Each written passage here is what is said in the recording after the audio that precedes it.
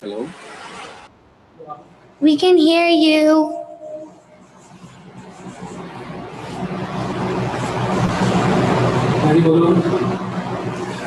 We can hear you.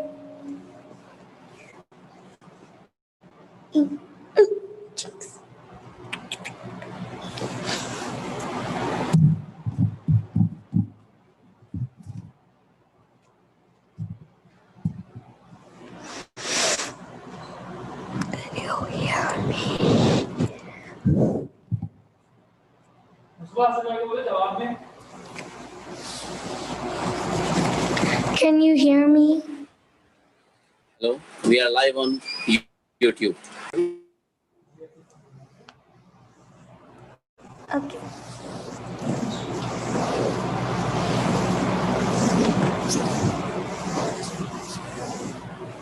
Waiting.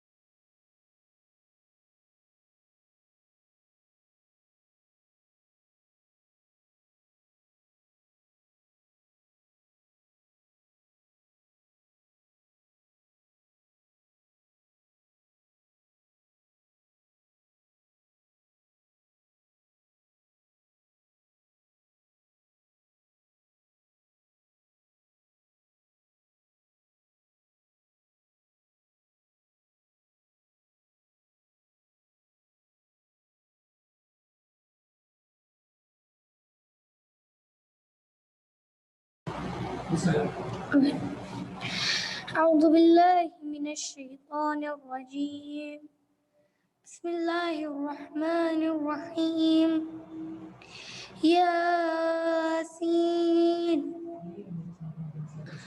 والقرآن الحكيم إنك لمن المرسلين على صراط مستقيم تنزيل العزيز الرحيم لتنذر قوما ما أنذر آباؤهم فهم غافلون لقد حق القول على أكثرهم فهم لا يؤمنون إنا جعلنا في أعناقهم أغلالا فهي إلى الأذقان فهم مقمحون وجعلنا من بين أيديهم سدا ومن خلفهم سدا فأغشيناهم فهم لا يبصرون وسواء عليهم أأنذرتهم أم لم تنذرهم لا يؤمنون إنما تنذر من اتبع الذكر وخشي الرحمن بالغيب فبشره بمغفرة وأجر كريم إنا نحن نحيي الموتى ونكتب ما قدموا وآثارهم وكل شيء أحصيناه في إمام مبين واضرب لهم مثلا أصحاب القرية إذ جاءها المرسلون إذ أرسلنا إليهم اثنين فكذبوهما فعززنا بثالث فقالوا إنا إليكم مرسلون قالوا ما أنتم إلا بشر مثلها وما أنزل الرحمن من شيء إن أنتم إلا تكذبون قالوا ربنا يعلم إنا إليكم لمرسلون وما علينا إلا البلاغ المبين قالوا إنا تطيرنا بكم لئن لم تنتهوا لنرجمنكم وليمسنكم منا عذاب أليم قالوا طائركم معكم أئن ذكرتم بل أنتم قوم مسرفون وجاء من أقصى المدينة رجل يسعى قال يا قوم اتبعوا المرسلين اتبعوا من لا يسألكم أجر وهم مهتدون وما لي لا أعبد الذي فطرني وإليه ترجعون أأتخذ من دونه آلهة إن يردني الرحمن بضر لا تغني عني شفاعتهم شيئا ولا ينقذون إني إذا لفي ضلال مبين إني آمنت بربكم فاسمعون قيل ادخل الجنة قال يا ليت قومي يعلمون بما غفر لي ربي وجعلني من المكرمين وما أنزلنا على قومه من بعده من جند من السماء وما كنا منزلين إن كانت إلا صيحة واحدة فإذا هم خامدون يا حسرة على العباد ما يأتيهم من رسول إلا كانوا به يستهزئون ألم يروا كم أهلكنا قبلهم من القرون أنهم إليهم لا يرجعون وإن كل لما جميع لدينا محضرون وآية لهم أرض الميتة أحييناها وأخرجنا منها حبا فمنه يأكلون وجعلنا فيها جنات من نخيل وأعناب وفجرنا فيها من العيون ليأكلوا من ثمره وما عملته أيديهم أفلا يشكرون سبحان الذي خلق الأزواج كلها مما الأرض ومن أنفسهم ومما لا يعلمون وآية لهم الليل نسلخ منه النهار فإذا هم مظلمون والشمس تجري لمستقر لها ذلك تقدير العزيز العليم والقمر قدرناه منازل حتى عاد كالعرجون القديم لا الشمس ينبغي لها أن تدرك القمر ولا الليل سابق النهار وكل في فلك يسبحون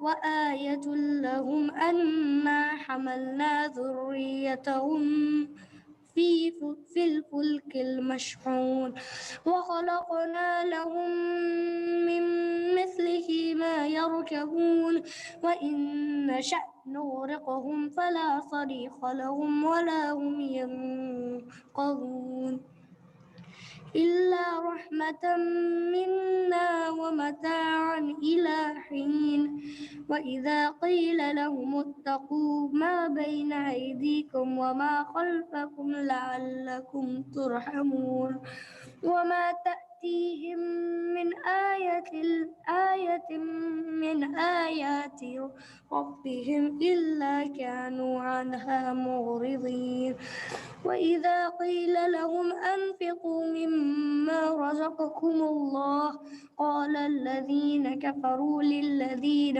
آمنوا أنطعم من لو يشاء الله أطعمه إن أنتم إلا في ضلال مبين ويقولون متى هذا الوعد إن كنتم صادقين ما ينظرون إلا صيحة واحدة تأخذهم وهم يخصمون فلا يستطيعون توصية ولا إلى أهلهم يرجعون ونفخ في الصور فإذا هم من الأجداث إلى ربهم ينسلون قالوا يا ويلنا من بعثنا من مرقدنا هذا ما وعد الرحمن وصدق المرسلون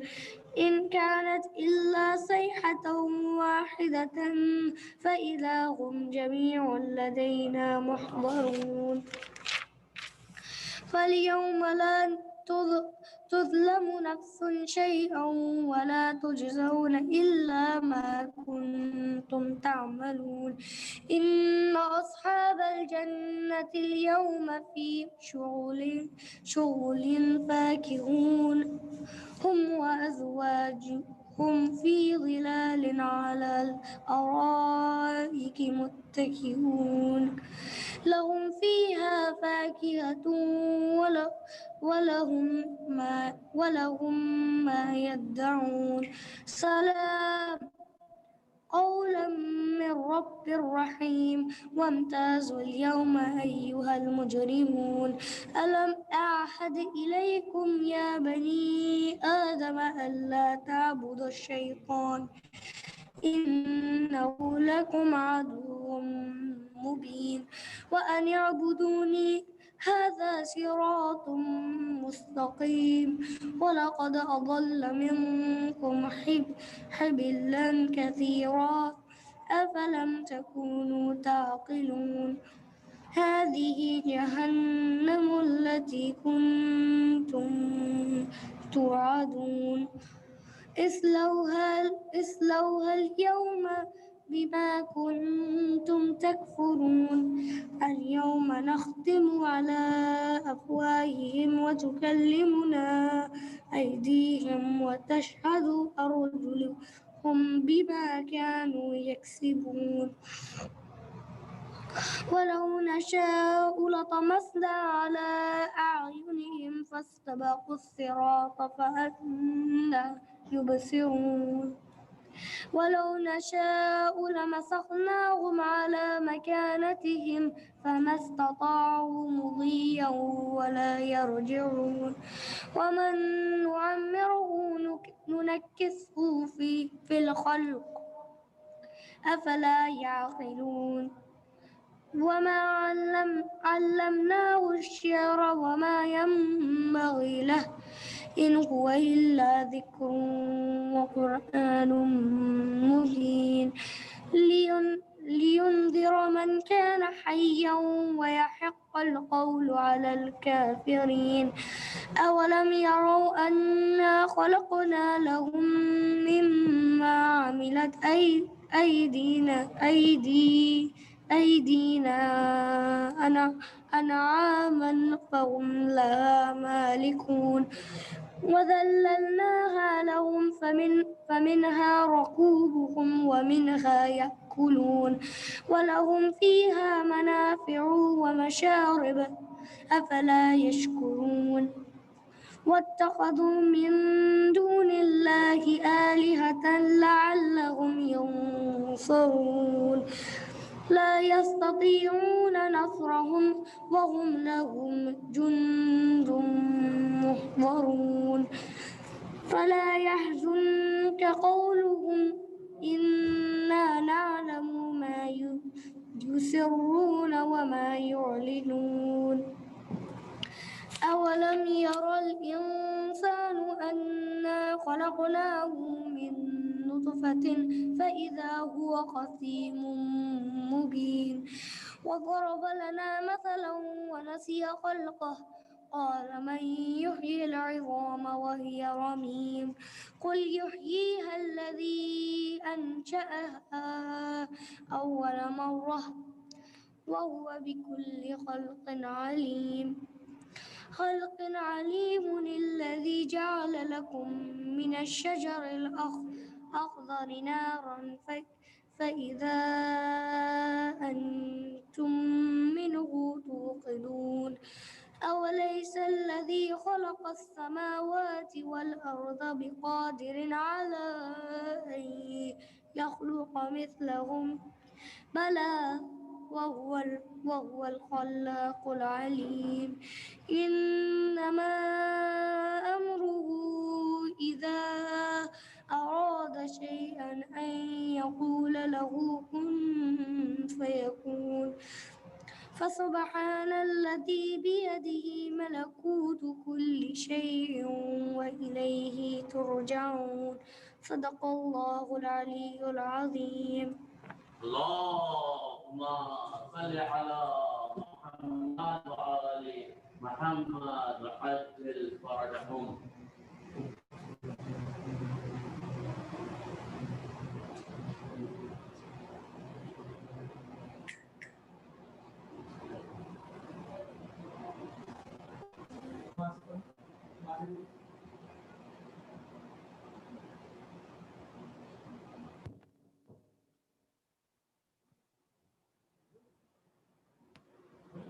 أعوذ بالله من الشيطان الرجيم بسم الله الرحمن الرحيم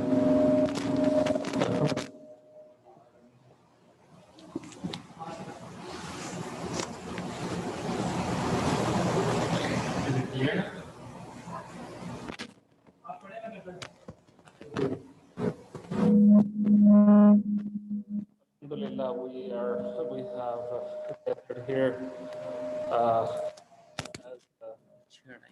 Muhibbeen, the lovers of Ahlul Bayt alayhi salam. Today we are commemorating the Shahadat of the sons of Hazrat Muslim ibn Aqeel. Our brother Mahdi has recited Surah Yasin, and now I request our brother Hassan Raza to recite Dua Kamal. Sallu ala Muhammad wa ali Muhammad. اللهم صل على محمد وآل محمد وعجل فرجهم. أعوذ بالله من الشيطان الرجيم. بسم الله الرحمن الرحيم. اللهم إني أسألك برحمتك التي وسعت كل شيء وبقوتك التي قهرت بها كل شيء وقضى لها كل شيء وظل لها كل شيء وبجبروتك التي غلبت بها كل شيء وبعزتك التي لا يقوم لها شيء وبعزمتك التي ملأت كل شيء وبسلطانك الذي على كل شيء وبوجهك الباقي بعد فناء كل شيء وبأسمائك التي ملأت أركان كل شيء وبعلمك الذي أحاط بكل شيء وبنور وجهك الذي أضاء له كل شيء يا نور يا قدوس يا أول الأولين ويا آخر الآخرين اللهم اغفر لي الذنوب التي تحتك العصام اللهم اغفر لي الذنوب التي تنزل النقام اللهم اغفر لي الذنوب التي تغير النعام اللهم اغفر لي الذنوب التي تحبس الدعاء اللهم اغفر لي الذنوب التي تنزل البلاء اللهم اغفر لي كل ذنب أذنبت وكل خطيئة أخطأتها اللهم إني أتقرب إليك بذكرك وأستشفع بك إلى نفسك وأسألك بجودك أن تدنيني من قربك وأن توذئني شكرك وأن تلهمني ذكرك اللهم إني أسألك سؤال قاضئ متذلل خاشع أن تسامحني وترحمني وتجعلني بقسمك راضيا قانئا وفي جميع الأحوال متواضعا اللهم وأسألك سؤال من اشتدت فاقته وأنزل بك عند الشدائد حاجته وعظم فيما عندك رغبته اللهم عظم سلطانك وعلى مكانك وخفي مكرك وزحر أمرك وغلب قهرك وجرت قدرتك ولا يمكن الفرار من حكومتك اللهم لا أجد لذنوبي غافرا ولا لقضائه ساترا ولا لشيء من عملي القبيح بالحسن مبدلا غيرك لا إله إلا أنت سبحانك وبحمدك ظلمت نفسي ظلمت نفسي ظلمت نفسي وتجرعت بجهلي وسكنت إلى قديم ذكرك لي ومنك علي اللهم مولاي كم من قبيح سترت وكم من فاده من البلاء أقلت وكم من إثار وقيت وكم من مكروح دفعت وكم من ثناء جميل لست أهلا له نشرت اللهم عظم بلائي وعفرت بي سوء حالي وقصرت بي آمالي وقعدت بي أغلالي وحبسني عن نفعي بعد أملي وخدعتني الدنيا بغرورها ونفسي بجنايتها ومثالي يا سيدي وأسألك بعزتك أن لا يحجب عنك دعائي سوء أعملي وفعالي ولا تفزحني بخفي ما اطلعت عليه من سري، ولا تعاجلني بالعقوبة على ما عملته في خلواتي من سوء فعلي وإساءتي ودوام تفريطي وجهالتي وكثرة شهواتي وغفلتي، وكن اللهم بعزتك لي في كل الأحوال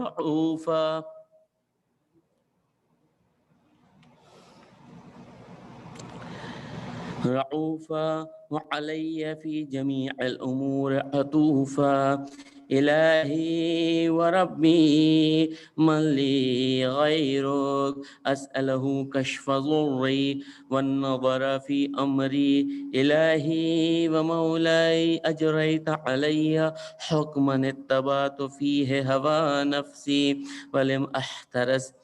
ولم أحترس فيه من تزيين أدوعي، فغرني بما أحبى وأسعده على ذلك القضاء، فتجاوزت بما جرى علي من ذلك بعض حدودك وخالفت بعض أوامرك، ولك الحمد علي في جميع ذلك، ولا حجة لي فيما جرى علي فيه قضاءك وألزمني حكمك وبلاؤك. وقد أتيتك يا إلهي بعد تقصيري وإسرافي على نفسي، معتذرا نادما منكسرا مستقيلا مستغفرا منيبا مقرا مذعنا معترفا،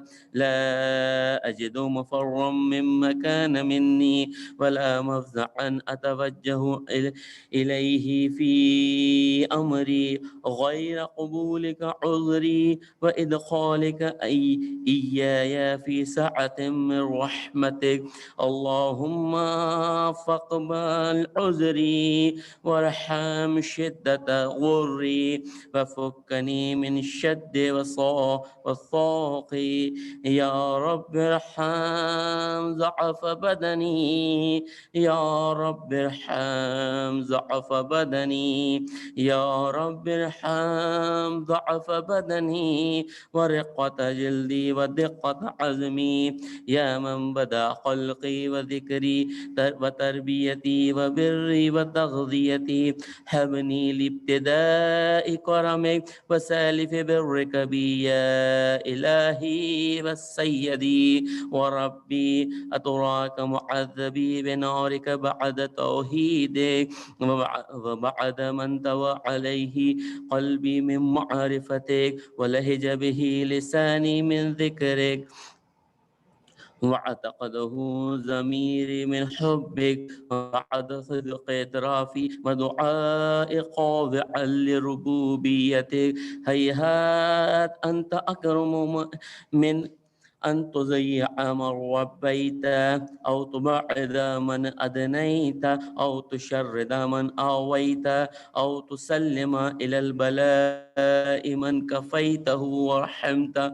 وليت شعري يا سيدي وإلهي ومولاي، أتسلط النار على وجوه خرت لعظمتك ساجدا، وعلى ألسن نطقت بتوحيدك صادقا، وبشكرك مادحا، وعلى قلوب انترفت بإلهيتك محققة، وعلى ضمائر رحبت من العلم بك حتى صارت خاشعة، وعلى جوارحها سعت إلى أوتان تعبدك طائعة، وأشارت باستغفارك مذعنا. ما هكذا الظن بك ولا أخبرنا بفضلك عنك يا كريم يا رب.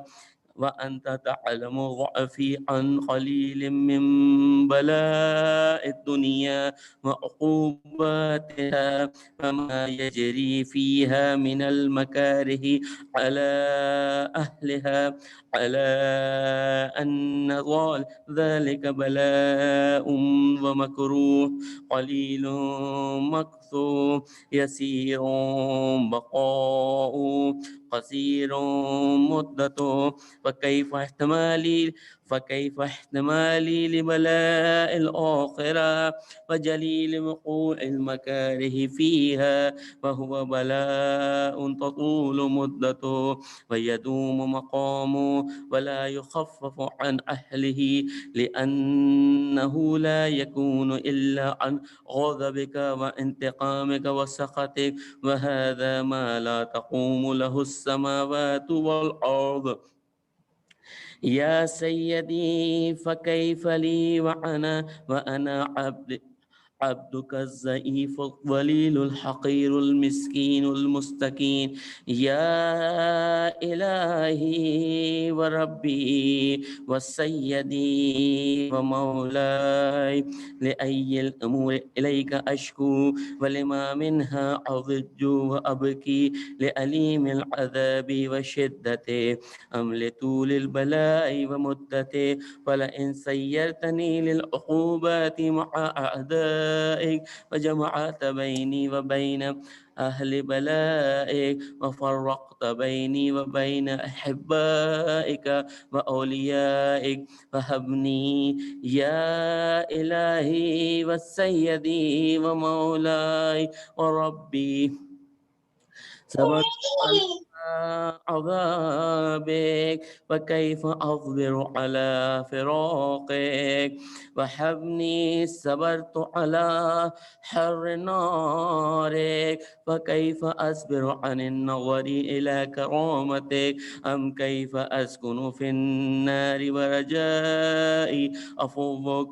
فبعزتك يا سيدي ومولاي أقسم صادقا لئن تركتني ناطقا لا أزجن إليك بين أهلها غضيج العاملين، ولا أصرخن إليك صراخ المستصرخين، ولا أبكين عليك بكاء الفاقدين، ولا أنادينك أين كنت يا ولي المؤمنين، يا غاية آمال العارفين، يا غياث المستغيثين، يا غياث المستغيثين، يا غياث المستغيثين، يا حبيب قلوب الصادقين، ويا إله العالمين. أفتراك سبحانك يا إلهي وبحمدك تسمع فيها صوت عبد مسلم سجن فيها بمخالفته، وذاق طعم عذابها بمعصيته، وحبس بين أطباقها بجرمه وجريرته، وهو يضج إليك ضجيجا محمل رحمتك، ويناديك بلسان أهل توحيدك، ويتوسل إليك بربوبيتك. يا مولاي فكيف يبقى في العذاب وهو يرجو ما سلف من حلمك؟ أم كيف تولمه النار وهو يامل فضلك ورحمتك؟ أم كيف يحرقه لهيبها وأنت تسمع صوته وترى مكانا؟ أم كيف يشتمل عليه زفيرها وأنت تعلم ضعفا؟ أم كيف يتقلقل بين أطباقها وأنت تعلم صدقا؟ أم كيف تزجره زبانيتها وهو يناديك يا رب؟ أم كيف يرجو فضلك في عتقه منها فتتركه فيها؟ هيهات ما ذلك الظن بك، ولا المعروف من فضلك، ولا مشبه لما عاملت به الموحدين من برك وإحسانك. وباليقين أقطع لولا ما حكمت به من تعذيب جاهدي وقضيت به من إخلاد معاندي لجعلت النار كلها بردا وسلاما وما كان لأحد فيها مقرا ولا مقاما لكنك تقدست أسماؤك أقسمت أن تملأها من الكافرين من الجنة والناس أجمعين أن تقلد فيها المعاندين وأن تجل سناؤك قلت مبتدعا وتطولت بالإنعام متكرما أفمن كان مؤمنا كمن كان فاسقا لا يستوون إلهي والسيدي فأسألك بالقدرة التي قدرتها وبالقضية التي حتمتها وحكمتها وغلبت من عليه أجريتها أن تهب لي في هذه الليلة وفي هذه الساعة كل جرم أجرمته وكل ذنب أذنبت وكل قبيح أسررت وكل جهل عملت كتمته أو أعلنت أخفيته أو أظهرت وكل سيئة أمرت بإثباتها الكرام الكاتبين الذين وكلتهم بحفظ ما يكون مني وجعلتهم شهودا علي مع جوارحي وكنت أنت رقيب علي من ورائهم والشاهد لما خفي عنهم وبرحمتك أخفيت وبفضلك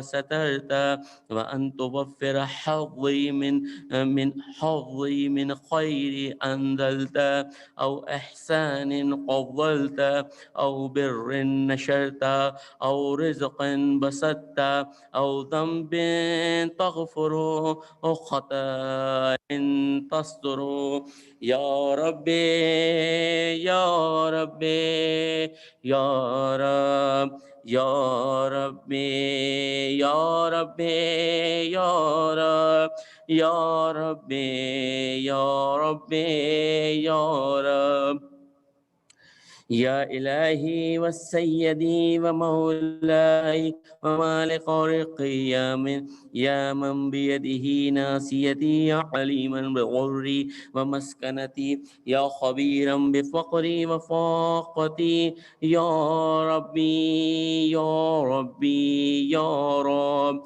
يا ربي يا ربي يا رب يا ربي يا ربي يا رب أسألك بحقك بقدسك وعظم صفاتك وأسمائك أن تجعل أوقاتي من الليل والنهار بذكرك معمورة وبخدمتك موصولة وأعمالي عندك مقبولة حتى تكون أعمالي وأورادي كلها بردا واحدا وحالي في خدمتك سرمدا يا سيدي يا من عليه معولي يا من إليه شكوت أحوالي يا ربي يا ربي يا رب يا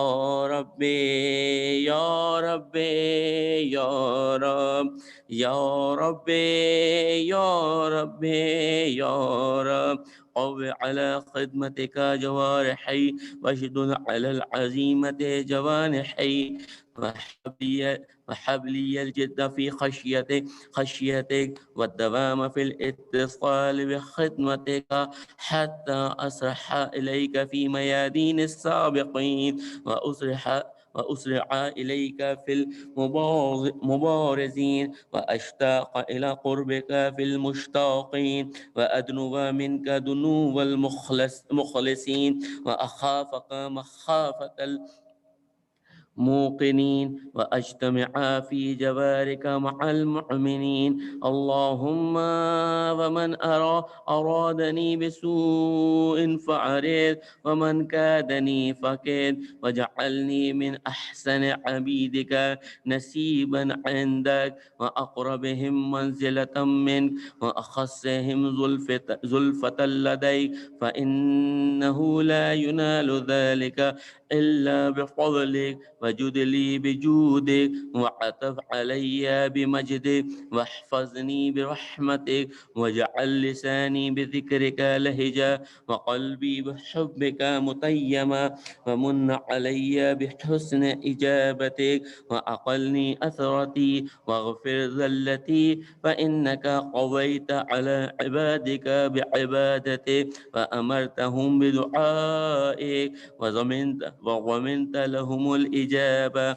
فإليك يا رب نسبت وجهي، وإليك يا رب مددت يدي، فبعزتك استجب لي دعائي، وبلغني منايا، ولا تقطع من فضلك رجائي، واكفني شر الجن والإنس من أعدائي. يا سريع الرضا، يا سريع الرضا، يا سريع الرضا، اغفر لمن لا يملك إلا الدعاء، فإنك فعال لما تشاء. يا من اسمه دواء، وذكره شفاء، وطاعته غنى، ارحم من راس ماله الرجاء، وسلاحه البكاء.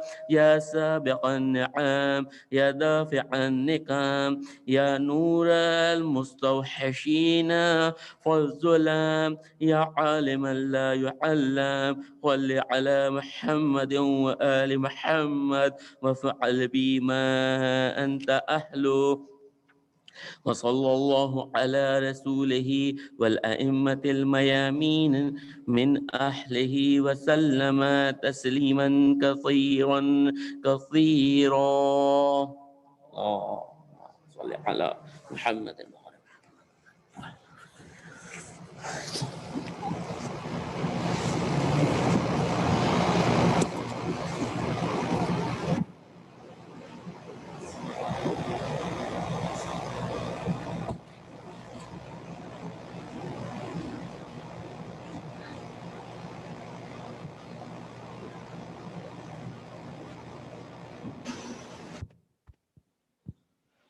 Jazakallah. Now I request our dear brother Mustafa to please come and recite salam.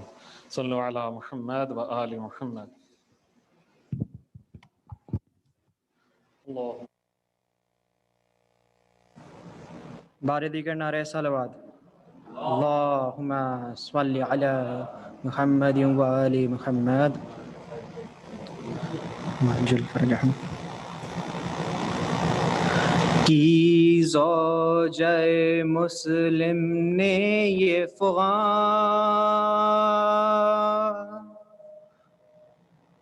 ہے میرے دونوں لال کہاں.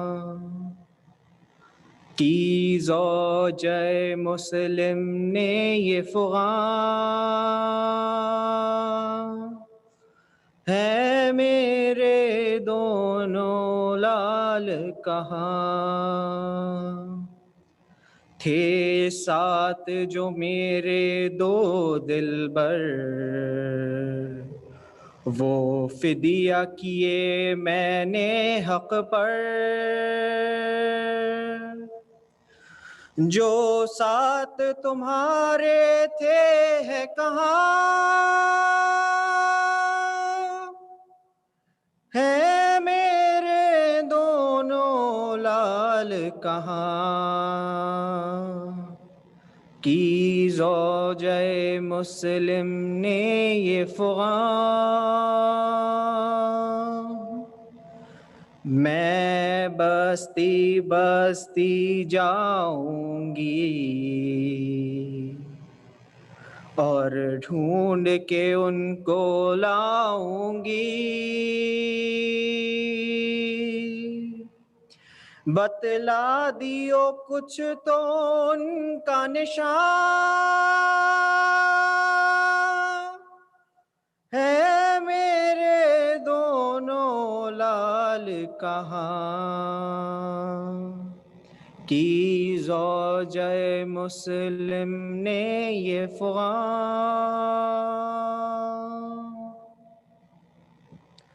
کب تک وہ رہے زیر سایہ اور کس کو تو ترس ان پر آیا کس گھر میں ہے اب تک وہ مہمان ہے میرے دونوں لال کہاں کی زوجہ مسلم نے یہ فغان بس اتنا بتا دیجئے والی دنیا تو نہیں ان سے خالی کیا مل گئی ان کو جائے امان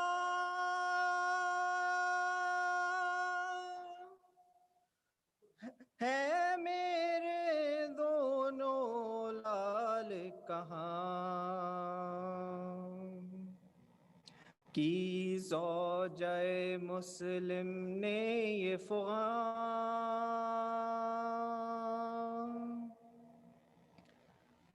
دی لاشِ مسلم نے یہ صدا دے صبر کی طاقت تجھ کو خدا ہو جائے گا جلد تجھ پر عیاں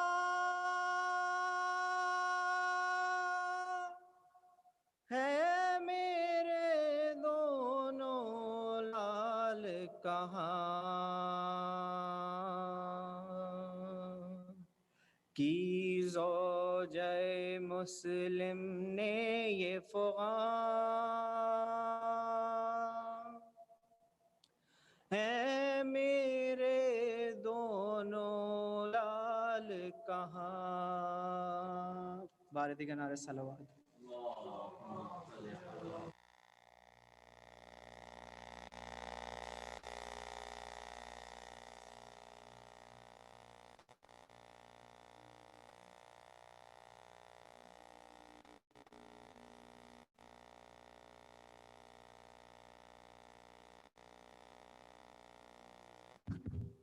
Jazakallah. Before we move forward to the Majlis, there is a request for Surah Al-Fatiha. Tonight is the night to remember our marhumin as well. So I request that everyone please recite Surah Al-Fatiha and dedicate the sawab to the marhumin for all of the marhumin of all the mu'mineen, and especially those who are present here. Please recite Surah Al-Fatiha. Bismillahirrahmanirrahim. الحمد لله رب العالمين الرحمن الرحيم مالك يوم الدين إياك نعبد وإياك نستعين اهدنا الصراط المستقيم صراط الذين أنعمت عليهم غير المغضوب عليهم ولا الضالين. We are thankful to our respected scholar, Dr. Shaiba Rizvi, who has honored us by coming here. We request him to please come on the member and start the Majlis. Sallu ala Muhammad wa ahli.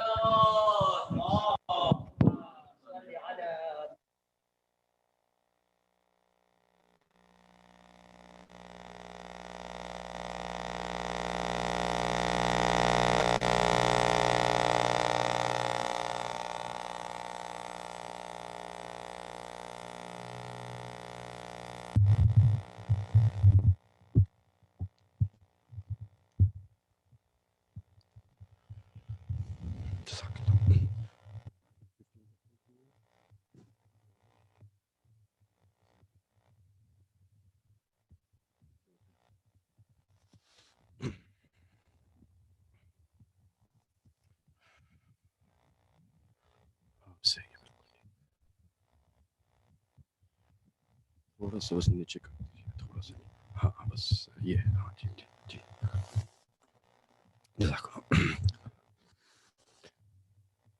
أعوذ بالله من الشيطان اللعين الرجيم. بسم الله الرحمن الرحيم. الحمد لله على ما أنعم وله الشكر على ما ألهم والثناء بما قدم من عموم نعمة ابتداها وسبوغ لين نزداها وتمامي من نولاها جمع عن الأحصاء عددها ونا عن الجزاء مدها وتفاوت عن الإدراك أبدها وندبهم لاستزادتها بالشكر لاتصالها واستحمد إلى الخلائق بإجزالها وثناء بالندب إلى أمثالها. اللهم صل وسلم وزد وبارك على النبي الأمي العربي القرشي المدني الأبتهي التهامي السيد البهي السراج المضيء الكوكب الدري صاحب الوقار والسكينة المدفون بالأرض مدينة حبيب إله العالمين وخاتم النبيين وسيد المرسلين وشفيع المذنبين ورحمة للعالمين العبد المؤيد الرسول المصدد المصطفى الأمجد المحمود الأحمد سيدنا ومولانا أبي القاسم محمد صلى على محمد وآل محمد. اللهم صل وسلم وزد وبارك على السيد المطهر الإمام المظفر الشجاع الغضنفر أبي شبير وشبار قاسم توبة وصقر الأنزع البطين الأشرف المكين الأزجع المتين العارف المبين الناصر المعين ولي الدين السيد الوصيين العلم الراشدين المولى الموحدين القبلة العارفين القائد الغر المحجلين وقاتل الناكثين وقاسطين ومارقين بالغر الميامين وخليفة رسول رب العالمين مظهر الدين يعصب الدين حبل الله المتين الصراط المستقيم النبأ العظيم الأمام المبين الأمير المؤمنين أسد الجبار مشية القهار الحيدر القرار الصاحب ذو الفقار أخي النبي الأبرار أبو الآل أطهار قسيم جنة والنار فارس بدر والحنين الصاحب السيفين الصلاة القبلتين أبو الحسن والحسين زوجته مليكة الكونين إمام الثقلين إمام المجتبى غاية المرتضى عروة الوثقى من هو بمنزلة رسول هارون من موسى إمام الحق سيد الخلق بعد رسول حق ومن عنده علم الكتاب وفصل الخطاب وإمامي وشافي على يوم الحساب صاحب الموجزات منكس الريات محل المشكلات عالم التأويل والتنزيل ومن خادمه جبرائيل ومن هو في التوراة والإنجيل الحاشمي مكي مدني حجازي تقي تالبي نقي وفيع بديع زكي علي ولي الله الوالي السيد الرضي الإمام الوصي الحاكم بنص الجلي المخلص الصفي المدفون بالغري ليث بني غالب ومظهر العجائب ومظهر الغرائب ومفرق القتائب والشهاب الثاكب والهزبر السالب ونقطة الدائرة المتالب أسد الله الغالب غالب كل غالب ومطلوب كل طالب والصاحب المفاخر والمناقب الإمام المشارق والمغارب الذي حبه فرض على الحاضر والغائب مولانا ومولى الثقلين علي بن أبي طالب. اللهم صل على محمد. اللهم صل وسلم وزد وبارك على سيدة الجليلة الجميلة المعصومة المظلومة الكريمة النبيلة المكروبة العلية ذات الأحزان الطويلة في المدة القليلة المجهولة قدرا والمخفية قبرا والمدفونة سرا والمغصوبة جهرا السيدة النساء الإنسية الهورى أم الأئمة النقباء النجبا وبنت خير الأنبياء الطاهرة المطهرة البتول العذراء الفاطمة التقية النقية الزهراء صل على محمد وآل محمد.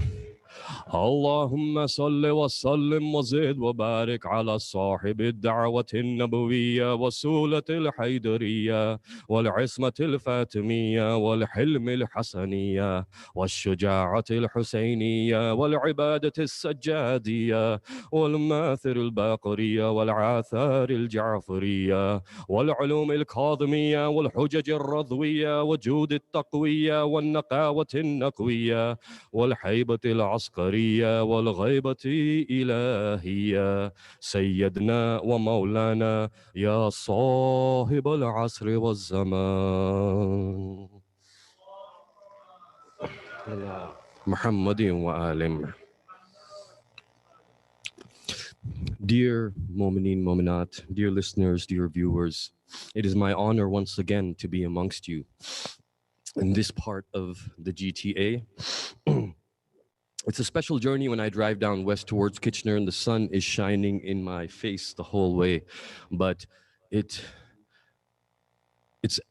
a wonderful, not a wonderful, I should say, but a necessary supplement to any kind of azadari. Sometimes we always look for comfort, and the more discomfort you feel in your azadari, the closer we will come to Imam Hussein as-salatu was-salam.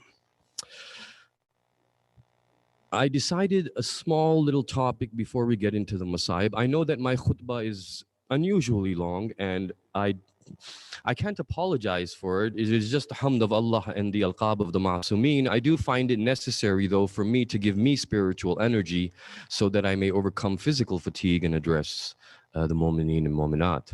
So this is the age of information. And today I want to talk a bit about that, information and misinformation.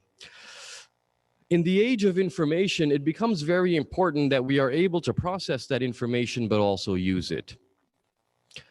Yes, the average person nowadays will go through more information in one day of their life that someone a few hundred years ago would have gone through in their lifetime.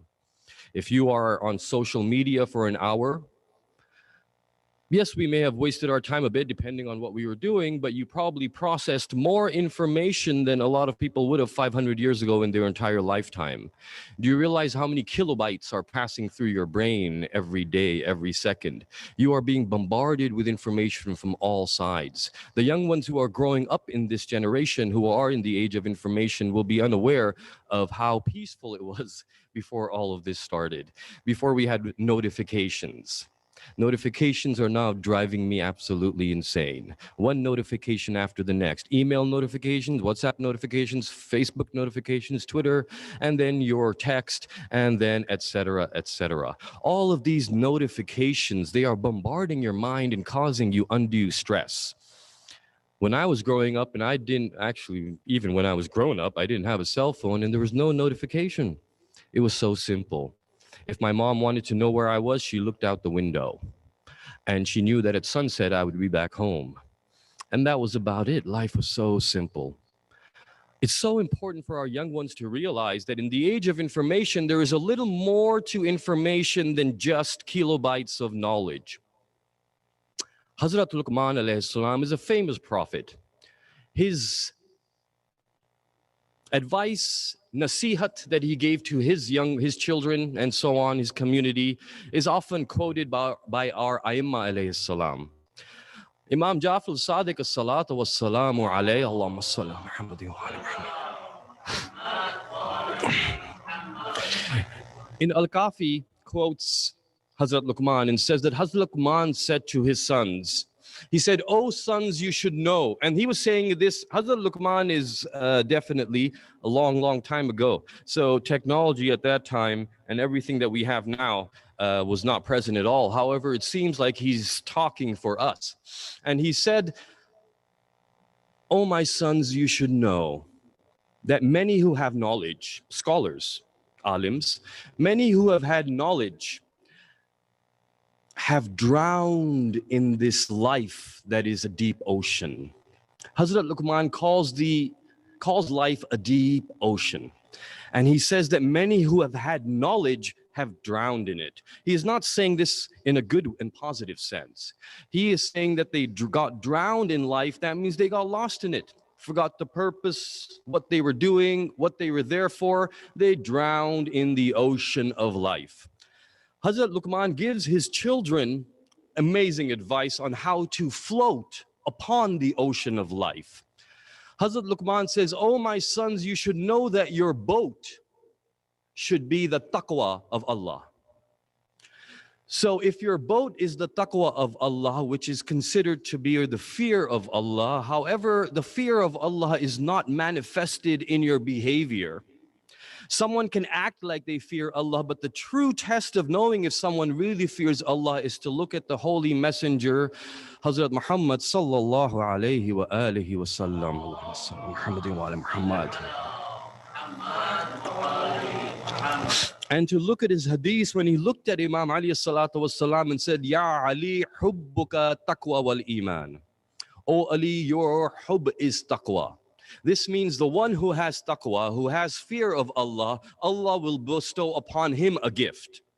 If we are fearing Allah, and by fearing Allah, I do not mean like some, scary story, some horror movie, something told around a campfire. Sometimes when we think of fear, it is a very, very different concept from what we mean by fear of Allah. Fear of Allah is not fear of, God forbid, like we fear something scary or a monster. Fear of Allah is the one who created us, the one who loves you more than anyone else. However, fear of him is respect of him. Respect of him means that when we realize his might and his glory, then we behave accordingly. And when you behave accordingly, he will bestow a gift upon you, which is the love of Imam Ali in your heart. So if you have the love of Imam Ali in your heart, know that you are upon the path of taqwa. And if that love in your heart is increasing, then know that you are increasing upon Sirat al-Mustaqim, upon the path of taqwa. Know that the love of Imam Ali in your heart is not something that is light and easy to attain. It is something that can be only given and bestowed upon by Allah. Imam Ali salatu wasalam has said this himself in Kitab al-Sulaim ibn Qais al-Hilali. He is talking to Hazrat Salman Muhammadi and he says, "O Salman, know that the greatest blessing that Allah bestows upon any of his creation is the marifat of my vilayat. The marifat of the vilayat of Amir al-Mu'mineen Ali ibn Abi Talib salawatullahi alayhi. Allahumma salli ala Muhammadin wa ala Muhammad." So this beautiful gift that Allah gives us is the love of Imam Ali. That means that if you realize it is a gift of Allah, if somebody gives you a gift, do you not treasure it? Do you not find it precious? Perhaps if you give me a beautiful gift and it is decoration, and that's no pressure on anybody to give me a gift, please, sorry, bad example. Somebody gives me a gift and now it is sitting on my shelf. And if it's sitting on my shelf, when you come to my home, I show you, I say, "Look, there's the gift that you gave me. I still have it with me. I cherish it. I treasure it." Now imagine that gift being given by Allah subhanahu wa ta'ala. And now it is the greatest gift that he bestows upon anybody. Sometimes my young ones pass through this world and they start to think that perhaps this Imam Ali's love is easy to attain, that it was just something that came to us. Yeah, it's easy. No, it's not. I assure you, all you have to do is read history. Look at the people who lived with Imam Ali and saw his greatness, but still felt hatred in their hearts. There were many munafiqeen present at that time. This means that taqwa is definitely the ship that we should ride upon in our life. Then Hazrat Luqman says, "Oh my sons, know that the sail of your boat," every boat will have a sail. The sail is that part of the boat which allows wind to drive the boat. That means the sail provides the boat with a force, with a moving force. And Hazrat Luqman says, the sail of your boat, my sons, should be tawakkul. Tawakkul is the reliance upon Allah. Absolute reliance. Absolute reliance means you know that every breath you take, every beat of your heart is because of Him. When you are going to work, and if you are earning money, know that your risk is bestowed upon you by Allah subhanahu wa ta'ala, not by your employer.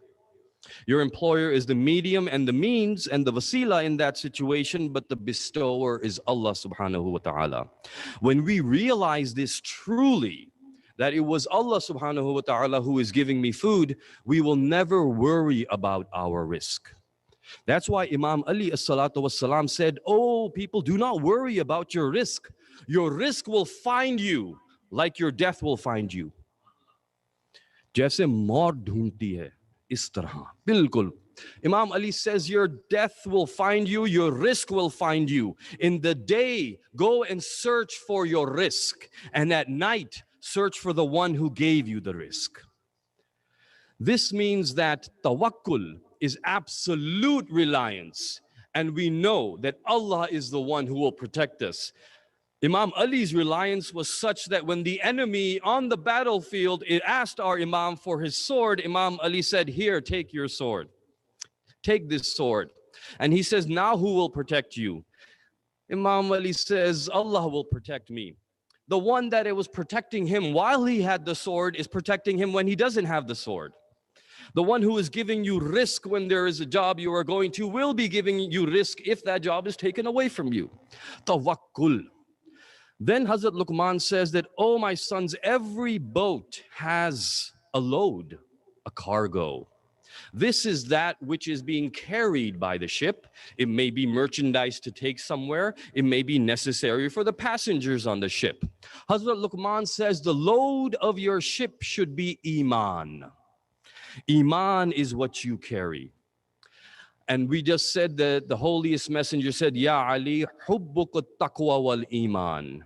If you want to know if you have Iman, just see if you have the love of Imam Ali in your heart, the love of the Masumeen in your heart, the love of the Holy Messenger in your heart. When you see this, then you will know that you have Iman. The 14 Masumeen do not have Iman. That may seem strange if I'm saying that, but of course I'm going to continue. Don't just cut that clip and make it viral. So what happens is the 14 Masumeen do not have Iman. When one has Iman, that means there was a time when one did not have Iman.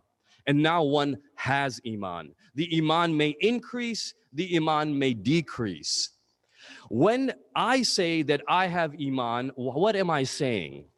I am saying, Ashhadu an la ilaha illallah wa ashhadu anna Muhammadur Rasulullah wa ashhadu anna Aliyyun waliyullah wa awladhil mazumina hujjatullah. If this is my Iman, when I am saying this, I am basing my Iman upon my belief in Allah and His chosen representatives. That means that those chosen representatives don't have Iman, they are the standard for Iman. That means that one who believes in them will have Iman. Therefore, allow me to say that the Ma'asumeen don't have Iman. They are Iman. Their being is Iman. Unka wujood Iman hai. So it's not that isme Iman kam hoga, zyada hoga. They're going to gain an Iman. When they were manifested by Allah in the universe, they had Iman, they were Iman, and they are Iman up till now. This means that if we believe in them, we will prove that we have Iman and they are Iman. This is not something I am making up. Did you not see in the battle of Khandaq when Imam Ali was going, what did the holiest messenger say? Kulle Iman. It is Kulle Iman going against Kulle Kufr. Kulle Iman means he is Iman in totality. We have to understand their status is different from ours. We have to understand that they will show us the path to Allah. But because they are the medium, we have to provide the utmost respect to them. And we should not think that they are Allah, nor should we think they are like us. Because I am not the medium, they are the medium, there must be something different. There must be some reason why Allah has chosen them. If the load of our ship is Iman, Hazrat Luqman says that, "Oh my children, the navigator of your ship." The navigator is the one that is going to decide where to go, or will provide the information of where to go, will provide the roadmap. The navigator will look at the stars or look at the maps and say, this is the route. But the navigator doesn't decide. The navigator provides the necessary information to know where to go. Hazrat Luqman says, "Oh my sons, the captain of your ship." Now we come to the captain. The captain of the ship is the one that is guiding the ship, commanding the ship, telling the ship where to go, setting the sail, listening to the navigator, getting the information. That means, who is your navigator? Your navigator is called ilm. Ilm is knowledge, and knowledge is the navigator. But the captain, Hazrat Luqman says, is Aqeel. I want to talk a little bit about Aqeel, because Aqeel is that one amazing creation that Allah did fakhr upon. Hazrat Luqman says that the captain is Aqeel, the navigator is ilm, and the passenger of your ship is sabr, patience. We must go through life with patience, upon the boat of taqwa, carried by tawakkul, listening to ilm, following Aqeel. This is the formula of success that Hazrat Luqman gave, and our Aimma passed it on to us. Al-Aql is that thing which Allah, after creating it in Al-Kafi, do you know that Babul Aql? Al-Kafi is a very important book, a famous book. Everyone has heard of Al-Kafi.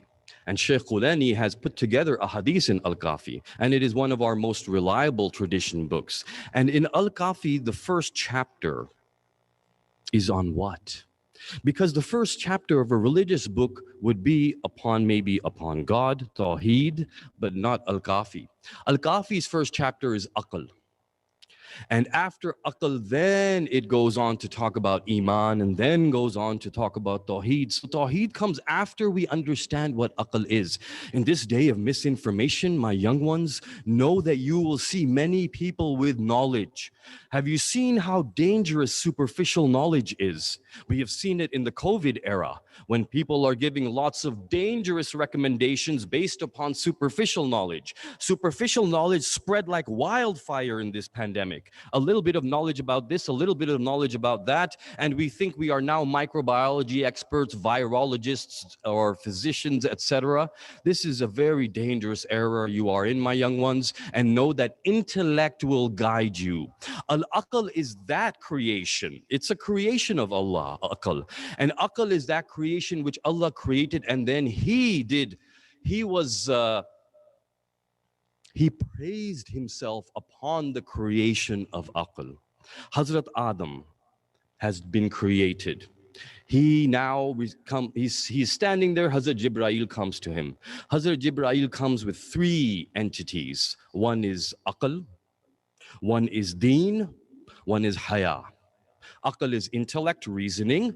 Deen is the religious laws and rulings. And Haya is shame, but not shame like ashamed, but as in, having the shame that comes with some self-respect and shyness, let's say.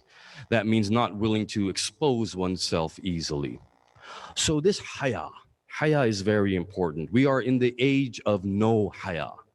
The Haya has gone out of the planet, and it's very important, my young ones, when you look around at the lack of Haya around you, to realize this is not Allah's plan. This is Iblis's plan.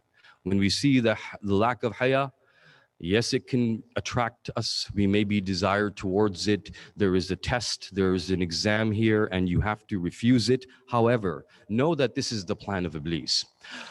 Hazrat Adam is told by Hazrat Jibreel, oh Jibreel, Hazrat Jibreel says to Hazrat Adam, oh Adam, choose one of these three.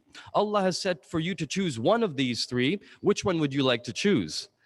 Now, it's an interesting choice, because this is going to determine a lot.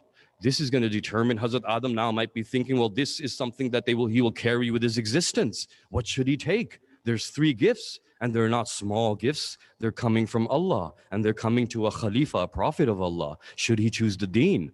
He's a prophet of Allah. Why would he not choose deen? It would make perfect sense to choose deen. He is going to come to the earth and he is going to teach the deen to the people, do the tabligh of the deen. Deen is very important. He should choose haya as well. Haya is very important. But no, what does he choose? He chooses aql. When he chooses aql, aql is now given to Hazrat Adam.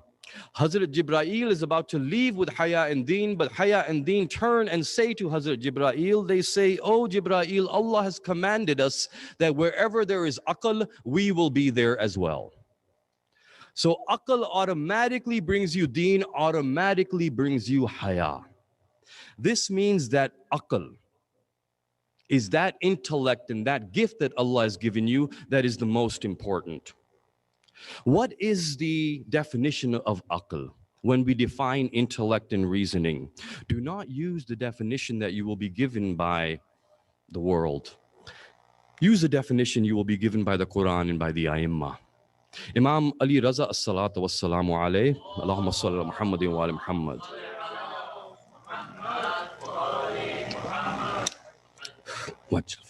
Is in a debate with 300 scholars in the darbar of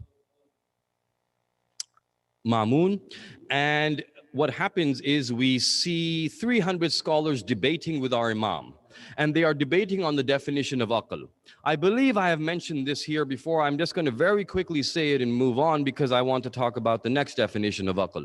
And what happens is they say to our Imam, when they are talking about the definition of aql, they say that aql is that which allows us to distinguish between right and wrong. The Imam looks at the 300 scholars and says that the definition you have given of aql is not the true definition of aql. And they say, why not? He says, because an animal does not have aql, and an animal can distinguish between right and wrong. ये जानवर भी बता सकता है कि क्या सही है, क्या गलत है. The animal knows where to eat, where not to eat, where to sit, where not to sit, what it should do, what it should not do. It is able to lead its life in a pretty organized way. That means the animal knows what is right and wrong. The Imam says, no, this is not aql. Then they say, then you tell us, Ibn Rasulullah, what is aql? The Imam says, aql is not knowing between right and wrong, but rather when two things are before you and both of them are right, to know which one is more right than the other. When two things are wrong, to know which one is more wrong. Example, you have two things that you can do for sawab, and you want to know which one is more sawab. Does that not happen in our religion? There are gunnah. Which one is the bigger gunnah? Which one is the bigger amal? Which one is the bigger sawab? There are two foods before you. Both of them are good. Which will provide better benefit for you? You have two options to gain your sustenance, to gain your rizq. Which one is better for you? There are two enemies you have. Which one is worse for you? So this is aql. Now, as our Imam leaves, the companion of Umar says to our Imam that that was amazing. 300 scholars, and in one sentence, you silenced all of them. The Imam says, you should know, I have not told them the definition of aql yet. They say, what is aql? Imam says, aql is that faculty by which you can recognize the Imam of your time. Ma'rifat of your Imam.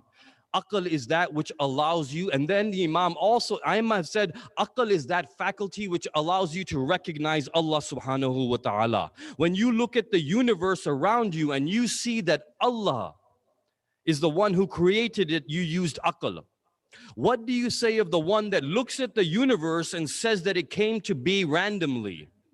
What do you say of the one who looks at the universe and says that it wasn't created, but there was just some chemicals that happened to be there and they got together? This is not aql now. This is taking the information that we have observed around us. Your five senses attain information that you call knowledge, but to use it, we have to have aql and reasoning. This means that, my young ones, when you are seeing knowledgeable people around you, do not be fooled by their knowledge, because the Quran has said that there are scholars of religion who recite the books, but do not have knowledge. They do not understand, And Surah Jum'ah has compared those scholars who recite the books without understanding as donkeys upon which are laden books. And the donkeys do not know the burden that they are carrying. This means that carrying knowledge in your mind is no big deal. Your USB stick can do that. Your USB stick will carry more information than you. Take your USB stick and put it on your office chair. See if it does the job for you. This means that kilobytes of information you should not be impressed with. Look to find the one who is using his intellect, who is using his aql. That aql will lead you to Allah subhanahu wa ta'ala. That means that aql is that faculty that Allah has bestowed upon us that is the most important in your lives. And in the age of information and misinformation, you have to use your intellect. Know that you cannot pass through life without using intellect. Know that you will have to make decisions that will be your burden. You have to bear them. You have to decide. And no one else is going to bear your burdens. That means afala ta'aqilun. When the Quran says it again and again and again, aql, we have to use our intellect. Know the difference between knowledge and intellect. Have you seen people who have memorized the Quran and can recite all of it? That's great. There's nothing negative about that at all. But what do you see? You see that they may also, because of lack of understanding, misinterpret the religion. That means it's very easy to become a very bad Muslim just memorizing things and not understanding them. So we have to use understanding. Know that your aql will lead you to him who is aql. That means that awwalu ma khalaqallahu nuri, when the holiest messenger said that Allah subhanahu wa ta'ala, the first thing he created was my nur. The holiest messenger also said awwalu ma khalaqallahu nuri, awwalu ma khalaqallahu Allah, awwalu ma khalaqallahu al-qalam, awwalu ma khalaqallahu al-arsh, kursi, aql. All of these things created at the first time. How is that possible? If 6 of you are racing and you finish the race and someone says, oh no, you all came in first, but it was obvious that one person crossed the ribbon, that means that really we're just trying to be nice. You know, like when your children are playing and you don't want to pick one over the other, you might say, yeah, you're all very good. 6 things created at once, what does that mean? That they're all first? It means that they're all the same. That means that the nur of the Masumeen is the law, is the qalam, is the kursi, is the arsh, is the aql. Everything that Allah wanted to explain himself to was put in this nur. When Allah subhanahu wa ta'ala wanted the world to know him, he said they will know me through this nur. That means that that nur is aql. So when we talk of Imam Ali or the Masumeen, we are not saying like they don't have iman, they don't have aql. They are aql. Awwalu ma khalaqallahu al-aql. When Hazrat Salman Muhammadi was sitting with Imam Ali said, "Oh Salman, do you know me? Or do you understand me?" In other words, can you use your intellect to understand me, Ali ibn Abi Talib? Hazrat Salman says, oh master, I know you. I cannot claim that I understand you. But I'd like to know why. What is the reason that I cannot understand you? Yes, I admit that when I look upon you and I see what you do, it is baffling to me. When I see how you are on the battlefield with your sword and holding up the door of Khaybar, and I see you in your home unable to break a hard piece of bread and you have to use your knee for it, your hands cannot do the job, I do not understand. When I know that you are one who is aware of everything that is happening all around him on one instant, on the other instant when you are in sajda, someone pulls an arrow from your heel, you do not feel it. I do not understand. I do not understand when I see you giving bread at night to the people of Kufa who were cursing you in the daytime. I do not understand you, Master. Why do I not understand you? Oh, Salman, you should know that I was present before your aql was created. Before the aql that was bestowed upon the human beings was created, that aql, which is the Masumeen, was already present. How do we understand that which existed far before us in a different plane of existence? We can understand what is manifest before us in the zahir. It is very hard to understand the batin. Do not feel bad. Sometimes people start to feel that now they are nothing. Do you understand yourself, I ask you? Forget about understanding Imam Ali. Can we understand ourselves? Don't even understand yourself. All I ask you is, where are you? Where is the self in you? The one who says I, the one who says I am me. I am going to go to the Majlis today. I am going to eat food now. Where is that I? Who is that I? Is that I in your heart? Because the heart is an organ that can be donated. Is it in your brain? Because the brain is an organ that will stop functioning, but you will still be alive. That means that you are not your physical body. But then where are you? You can spend your whole life looking for yourself within this being, but know that you will not find it in this world. It will manifest in the next world. And I say that if I can't find myself, how am I going to understand Him? Who will understand Allah subhanahu wa ta'ala? And what the Masumin have manifested to us and presented to us, yes, we will understand that. So know, my young ones, that Aqeel is the most important thing. There are many people who had knowledge.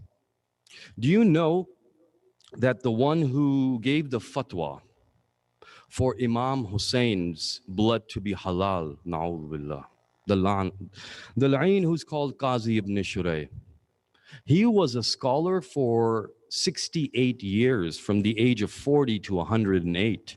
He probably had a lot of information. He passed a lot of fatwas, a lot of knowledge with him. Probably when people sat with him, he was able to even convince them with certain so-called arguments. But he didn't have aql, of course, because he sold for 100,000 dirham. He gave the fatwa against Imam Hussein's life. For 100,000 dirham, he sold everything off, his entire existence. What kind of aql is this? What kind of reasoning is this? Why were Hazrat Muslims two children? These two children and their story is so tragic that even in trying to study it in the history and prepare to present it, it becomes very challenging. One wonders why there were children in Karbala and what was the test that was given. And know that Imam Hussein said to Hazrat Muslim, "O Muslim, you are one of the greatest warriors of Arabia. When I am sending you to Kufa, anybody who sees that Muslim has come, and Hussein والسلام, has sent Hazrat Muslim, then perhaps Muslim has come to conquer Kufa. But O Muslim, I want you to take your children with you so that they know you are coming in peace." Imam Hussein also took his family because he was not going to battle. He was not going to war. It is so strange. You know, in the world, when we want to show that we have come with peaceful intent, we may do different things. People hold up a white flag. I have seen people hold up their hands like this, right? We say that I come in peace. Look, my hands are open, they are facing you, I do not come with any weapon. Imam Hussein, to show that he came with peace, did not raise up open hands. He raised up his baby child, Hazrat Ali Asghar. This was Imam Hussein's message of peace. Nobody goes to the battlefield with a 6-month-old child in their hand. Kaun jayega Kufa? दो छोटे छोटे मासूम बच्चे लेके हजरत मोहम्मद, इनकी थोड़ी सी तारीख बेबयान करना चाह रहा हूं मैं, तो मैं आराम आराम से पढ़ूंगा क्योंकि इनकी हिस्ट्री भी थोड़ी सी जानना जरूरी है, फिर मसाइब पे आऊंगा। वैसे तो उनका पूरा तस्करा मसाइब ही है, इसके अलावा कुछ। ये बच्चे अपनी माँ से जुदा हुए 15 रमज़ान को, उसके बाद शवाल, जिलकाद, जिलहज में इनकी शहादत हुई। ये तमाम महीने अपनी माँ के बगैर बाप के साथ और फिर आखिर में बाप से भी जुदा हो गए थे। हजरत मोहम्मद ابن مسلم ابن عقیل ابن ابی طالب. حضرت ابراہیم ابن مسلم ابن عقیل ابن ابی طالب. حضرت ابو طالب کا خون کربلا میں پھیل گیا تھا. حضرت ابو طالب کی جتنی اولاد تھی سب کی سب کربلا میں. جب حضرت مسلم نے کہا کہ بیٹے ساتھ جائیں گے تو ماں نے بچوں کو تیار کرنا شروع کیا. یہ خاندان ایسا تھا, ان بچوں کا بچپنا بھی ضرور دیکھیے, غور کیجئے. 7-8 سال کی عمر ہے, لیکن یہ 7-8 سال کیسے گزرے ہوں گے جن کے 17 چچا ہوں. کیا ناز اٹھائے جاتے ہوں گے. کبھی ان بچوں نے, یہ بنی ہاشم کے بچے تھے, یہ اپنے ہاتھ سے اپنے بالوں میں کنگھی نہیں کیا کرتے تھے, ماں ان کی کنگھی کرتی تھی.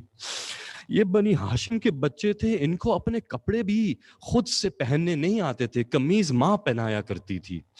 ماں نے کپڑے پہناتے ہوئے کہا تھا, بچوں دیکھو عید کا جوڑا جو ہے میں رکھ رہی ہوں, ہاں ذی الحج میں تو ملاقات ہو جائے گی تم سے بچوں, کوفے میں تم لوگوں کے عید کے جوڑے رکھ رہی ہوں, وہاں پہ ملیں گے. ان کی ماں کون؟ حضرت عباس کی بہن حضرت رقیہ سلام اللہ علیہ. یہ حضرت عباس کے بھانجے ہیں 2. جب 15 رمضان کو یہ اپنے بابا کے ساتھ گئے ہیں تو انہوں نے بہت مشکلیں دیکھیں. دشت میں ریگستان میں گم بھی ہو گئے بابا کے ساتھ. بالآخر کوفہ پہنچا, یہ بھی وقت دیکھا کہ تمام کوفے والے آ کے ان کے بابا کی بیعت کر رہے ہیں امام حسین کے لیے. یہ بھی دیکھا کہ بہت حمایت ہو رہی ہے, بہت عزت دی جا رہی ہے. لیکن جب 7 ذی الحج آئی تو یہ وہ دن تھا کہ حضرت مسلم ابن عقیل جو ہیں حضرت ہانی کے گھر میں تھے, اور ابن زیاد ملعون کو پتہ چل گیا تھا کہ اب یہ حضرت ہانی کے گھر میں ہے اور وہاں پہ فوج بھیج رہے تھے. حضرت ہانی کے بیٹے نے حضرت مسلم کو اور ان کے دونوں بچوں کو لیا اور اپنے پڑوسی کے گھر جاتے ہیں. ان کے پڑوسی تھے قاضی شریع ملعون لعنت اللہ علیہ. جب ان کے گھر گئے تو کچھ مصلحت کی وجہ سے, پڑوسی ہونے کی وجہ سے, کوئی نہ کوئی پولیٹیکل ریزن ہوگا, کیونکہ اس شخص نے اس کے بعد کوئی اچھا کام نہیں کیا, میں نے دیکھا. پولیٹیکل موٹیویشن کی وجہ سے یقیناً اس نے بات مان لی. انہوں نے کہا کہ حضرت مسلم کو اور ان کے دونوں بیٹوں کو اپنے گھر میں رکھ لیں. انہوں نے کہا ٹھیک ہے. حضرت مسلم نے اپنے دونوں بیٹوں کو یہ قاضی ملعون کے حوالے کیا اور کہا کہ اے قاضی, ہو سکے تو ان کو مدینے پہنچا دینا. حضرت مسلم کو اب واضح تھا کہ شہادت اب بہت قریب ہے. اپنے دونوں بچوں کو قاضی شریع کے گھر پہ چھوڑا مجبوری میں, اور وہاں سے نکل کے گئے. محمد ابن کثیر ایک اور ان کا سپورٹر, اس کے گھر چلے گئے. اب یہ دونوں بچے 7 ذی الحج وہاں گزاری تہ خانے میں قاضی کے گھر میں. 8 ذی الحج کو بابا شہید ہو گئے. 8 ذی الحج کو حضرت مسلم کا سر کوفے کے دروازے پہ لٹکا ہوا تھا. ان کی لاش کو کوفے کی گلیوں میں گھسیٹا جا چکا تھا. باہر عید کی تیاریاں ہو رہی تھیں. یہ دونوں بچے سہمے ہوئے قاضی شریع کے تہ خانے میں بیٹھے ہوئے اپنے بابا کا انتظار کر رہے تھے. 8 ذی الحج, 9 ذی الحج, 10, 11, 12 ذی الحج آ گئی. ان دونوں بچوں کو کبھی کوئی آ کے کھانا دے جاتا تھا. بچے کبھی کچھ کھا لیتے تھے, کبھی منع کر دیتے تھے کہ ہمیں کھانا نہیں چاہیے, ہمیں یہ بتا دو ہمارے بابا کہاں ہیں. بالآخر 12 ذی الحج کو جب قاضی شریع کو پتہ چلا کہ اب ابن زیاد نے ان دونوں بچوں کے لیے انعام رکھ دیا 1000 درہم, اب لوگ ڈھونڈ رہے ہوں گے, اس نے چاہا کہ ان کو یہاں سے نکالوں کوفے سے, کسی کو یہ نہ پتہ چلے کہ میرے گھر میں تھے. قاضی شریع کا ایک دوست تھا جس کا نام یحییٰ تھا. یہ قافلے لے کے جاتا تھا مدینے سے کوفے, کوفے سے مدینہ. یحییٰ سے بات کی قاضی شریع نے تو یحییٰ نے کہا کہ میں 16 ذی الحج کو قافلہ لے کے جا رہا ہوں مدینہ. قاضی شریع نے کہا کہ یہ 2 بچے ہیں, میں تمہارے پاس بھیجوں گا 16 ذی الحج کو, ان کو لے جانا. اس نے کہا باب حجاج کوفے کا باب جو ہے اس باب پہ آ جانا, وہاں سے قافلہ مدینے کے لیے روانہ ہوگا. 16 ذی الحج کو قاضی نے ایک غلام کے ہاتھ ان دونوں بچوں کو بھیجا,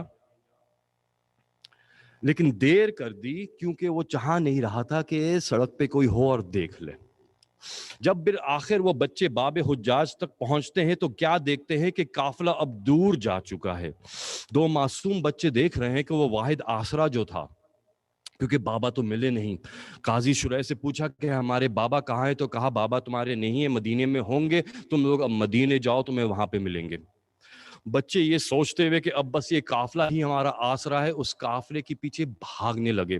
اس غلام نے ان کو چھوڑ دیا، کہا میں تو واپس جا رہا ہوں، یہ قافلہ ہے، تم اس کے پیچھے بھاگو.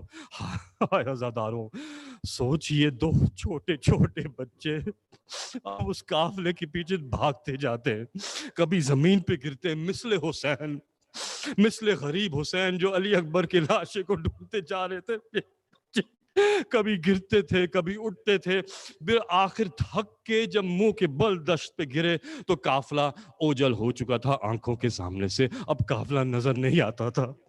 اب دونوں بچوں کے سمجھ میں نہیں آتا تھا، کوفے جا نہیں سکتے، وہ ان کی جان کے پیاسے ہیں. سامنے قافلہ نظر نہیں آتا، دریا فرات ہے. بڑے بھائی نے چھوٹے بھائی سے کہا چلو اس دریا کے ساتھ ساتھ چلتے جاتے ہیں، شاید ہمیں کوئی مل جائے. وہ دونوں بچے دن میں تھوڑا تھوڑا سفر کرتے تھے، تھک کے رک جاتے تھے، رات کو سہم کے کہیں نہ کہیں جھاڑیوں میں چھپ جاتے تھے. 2 دن 2 راتیں کیا گزری تھی، بچوں نے زیادہ دور جا ہی نہیں سکے تھے. ایک وہ وقت آیا کہ کوفے کے دور حدود جو ہے یہ حسین ابن نمیر، معاف کیجیے گا یہ طولانی ہو جائے گا، ایک اگر آپ برداشت نہ کر سکے ضرور اپنے کان بند کر لیجیے گا. مومن کا دل بہت نرم ہوتا ہے، لیکن یقین جانیے کہ جو ان بچوں نے سہا ہے ان کا حق ہے کہ کم از کم جتنا ہو سکے بیان ہو. یہ اولاد زہرا ہے. اللہ اکبر. حسین ابن نمیر اپنے فوجیوں کے ساتھ محاصرہ کر رہا ہے کوفے کا، دیکھنے کے لیے کوئی آتا ہے یا جاتا ہے یا نہیں. یہ دونوں بچے اس کے سامنے آ جاتے ہیں. اب دونوں بچوں کو جیسے ہی دیکھتا ہے سمجھ جاتا ہے یہ کون ہے. ان دونوں کو وہاں پہنچا دیتا ہے ابن زیاد کے سامنے. ابن زیاد دونوں بچوں کو دیکھتا ہے، ان کو زندان میں ڈال دیتا ہے. اب یہ زندان میں کچھ دن گزارتے ہیں. مختلف روایات ہیں. ان بچوں کی غربت ایسی ہے کہ یہی نہیں پتا کہ انہوں نے کتنے دن زندان میں گزارے ہیں. ارے اس ماں سے پوچھیے جس کو یہ نہیں پتا تھا. ارے مسلم کا سر دیکھ کے تو پوچھا تھا کہ اب میرے بچے کہاں ہیں. کسی نے لکھا چند دن، کسی نے لکھا 6 مہینے زندان میں گزارے، کسی نے لکھا نہیں 1 سال زندان میں گزارا. اور جس ذی الحج ان کی شہادت ہوئی ہے وہ اگلے سال کی ذی الحج تھی. یعنی کہ جب ان کو پس گردن ہاتھ باندھ کی بیویوں کو کوفے میں لے جایا گیا تھا تو یہ بچے زندان میں تھے. لیکن بعض کہتے ہیں کہ نہیں چند دن، میں نہیں جانتا، لیکن زندان کے اندر ایک لمحہ بھی کافی ہے 7 سال کے بچے کے لیے. یہ سکینہ کے سفیر تھے، خدا کی قسم، مسلم حسین کا سفیر، محمد ابراہیم سکینہ کے سفیر. اب ان دونوں نے جو زندان میں وقت گزارا ہے، زندان میں جو دن میں داروغہ ہوتا تھا وہ بڑا ملعون تھا، عمر ابن حریث. یہ شخص جو ہے کھانا رکھتا تھا سامنے لیکن تشدد بھی کرتا تھا. نہ جانے کیا نفرت تھی ان چھوٹے چھوٹے بچوں سے، کبھی تماچے کبھی تعزیانے، اس طرح رکھتا تھا. بچے سہم کے رہتے تھے، بچوں نے کسی سے بات ہی نہ کی زندان میں.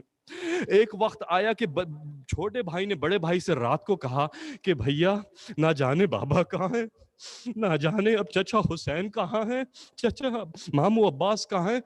یہ جو رات کو آتا ہے زندان میں داروغہ، یہ پھر بھی مجھے تھوڑا سا اچھا لگتا ہے، اس نے کبھی ہمیں مارا نہیں. اس سے ہم پوچھتے ہیں شاید اس کے پاس کوئی خبر ہو.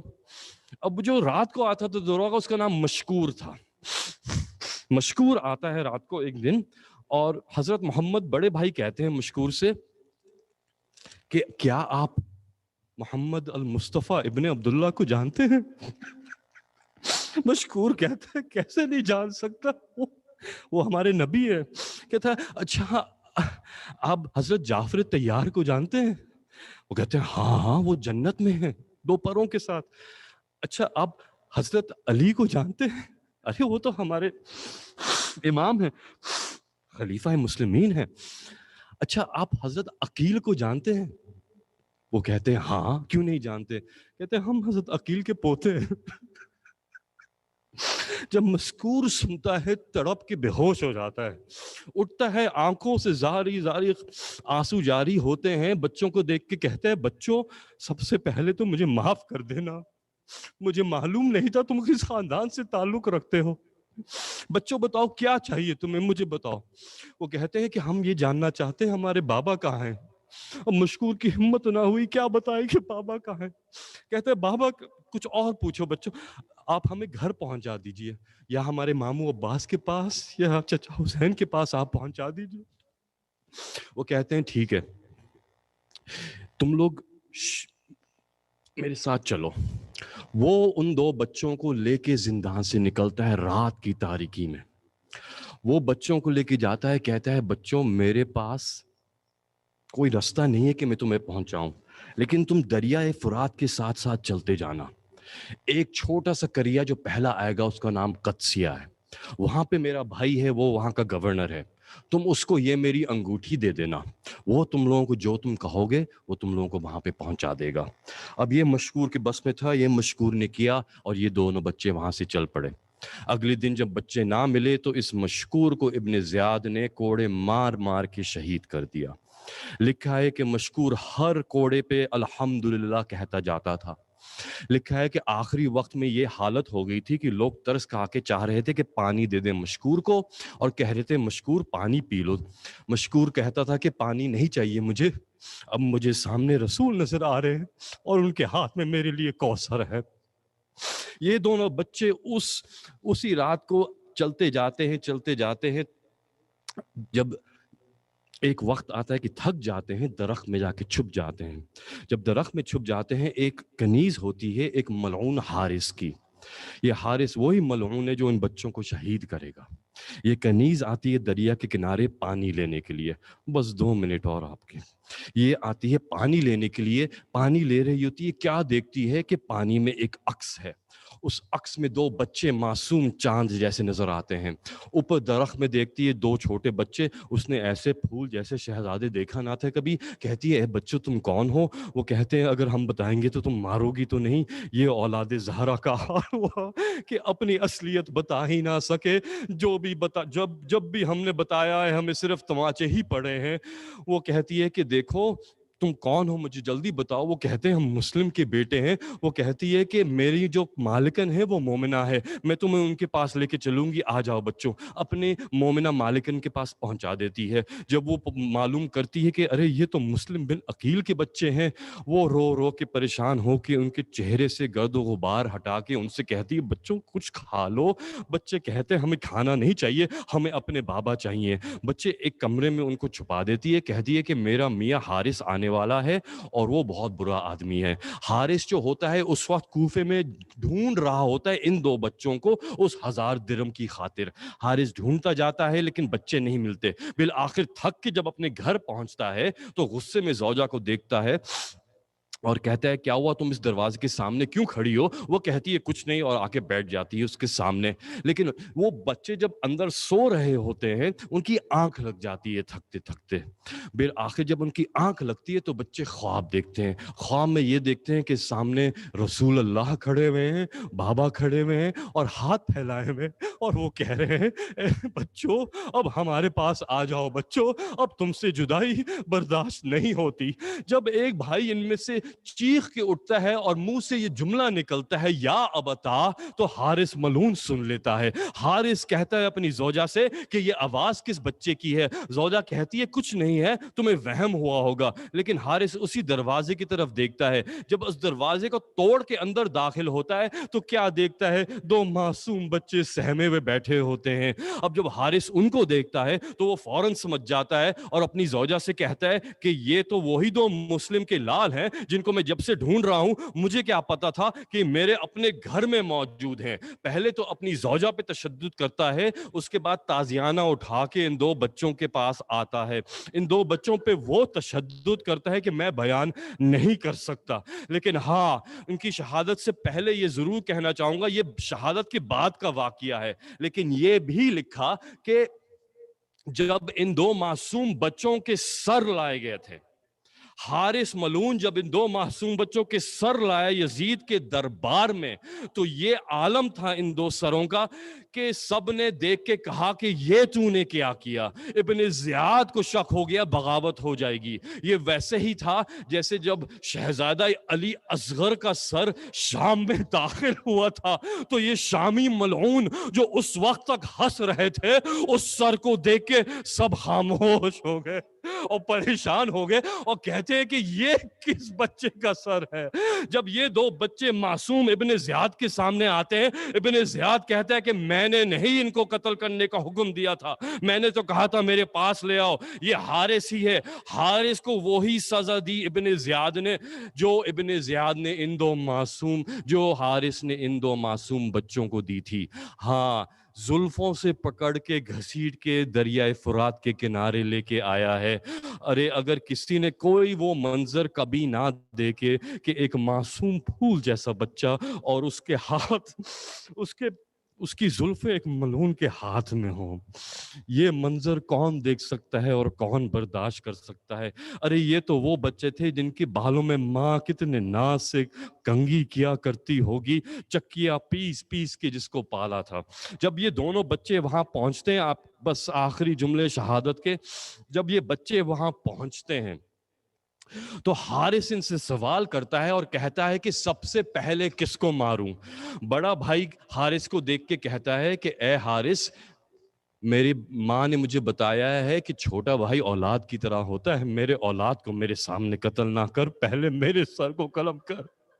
بڑا بھائی کہتا ہے اے حارث, میری ماں نے مجھے سکھایا تھا کہ بڑا بھائی والد کی جگہ ہوتا ہے, میرے والد کو میرے سامنے قتل نہ کر, پہلے مجھے قتل کر. حارث ملعون نے بڑے بھائی کا سر لے کے جو چھوٹے بھائی کے زانوں پہ رکھا اور اب جو تلوار چلانا شروع کیا. اللہ اکبر. چھوٹا بھائی بڑے بھائی کو بچاتے رہ گیا, لیکن جب سر قلم ہوا تو بڑے بھائی حضرت محمد کے جسد پاک کو, بے سر لاشے کو جو دریائے فرات میں پھینکا تو دیکھنے والوں نے یہ بھی دیکھا کہ وہ لاشا آگے نہ جاتا تھا. شاید بڑا بھائی چھوٹے بھائی سے کہہ رہا ہو, اے چھوٹے بھیا ہم دونوں ساتھ تھے, میں اب تمہیں چھوڑ کے نہ جاؤں گا, تمہارا انتظار کروں گا. اب جو چھوٹے بھائی کا سر ملعون قلم کرتا ہے اور اس کے پاک جسد کو پھینکتا ہے دریائے فرات میں. اب دونوں ساتھ ساتھ جاتے گئے. دیکھنے والے نے دیکھا کہ دونوں لاشیں دریائے فرات میں ساتھ ساتھ جا رہے ہیں. اور ہاں, یہ بھی ضرور دیکھا ہوگا ایک سیاہ پوش بی بی جو اپنے روزے کو چھوڑ کے مدینے سے اس قافلے کے پیچھے چلتی آ رہی تھی, یہ بھی کہہ رہی ہوگی کہ میرے بچوں نے کیا بگاڑا تھا. فَسَيَعْلَمُ الَّذِينَ ظَلَمُوا أَيَّ مُنْقَلَبٍ يَنْقَلِبُونَ أَلَا لَعْنَةُ اللَّهِ عَلَى الْقَوْمِ الظَّالِمِينَ. بارلا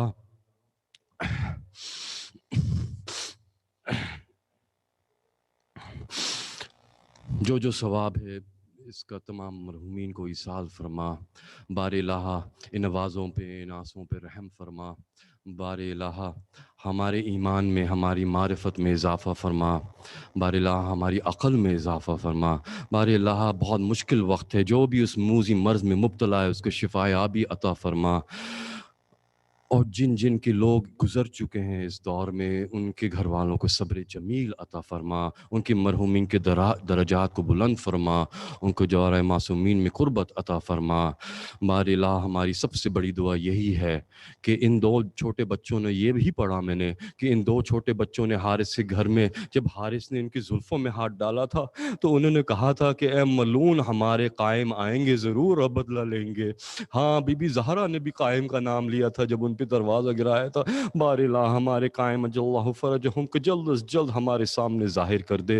اور بار الہ ہماری دوسری دعا یہ ہے کہ فرش عزا اس سال ایک عجیب مصلحت میں, بار الہ یہ فرش عزا وہ کشادہ کائنات ہے کہ ہم ہر ایام عزا میں ایک ساتھ جمع ہو کے جتنے چاہتے تھے اس فرش عزا پہ آ جاتے تھے.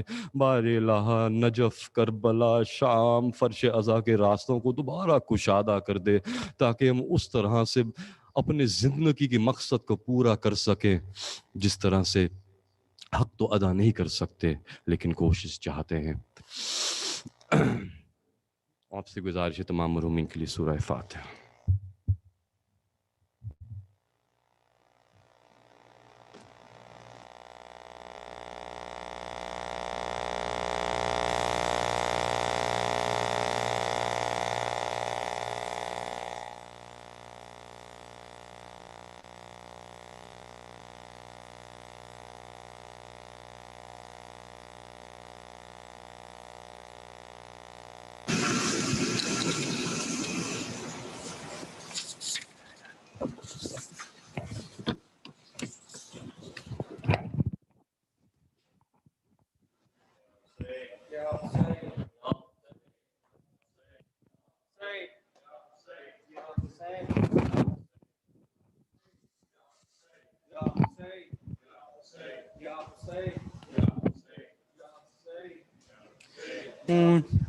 اونچا رہے اپنا علم، اونچا رہے اپنا علم، اونچا رہے اپنا علم، اونچا رہے اپنا علم، جب تک ہے دور آسماں، جب تک ہے دور آسماں، سن لے یہ ہر پیر و جواں، سن لے یہ ہر پیر و جواں، آواز پر شبیر کی پڑھتا رہا یہ کارواں، رکنے نہ پائے یہ قدم، اونچا رہے اپنا علم، اونچا رہے اپنا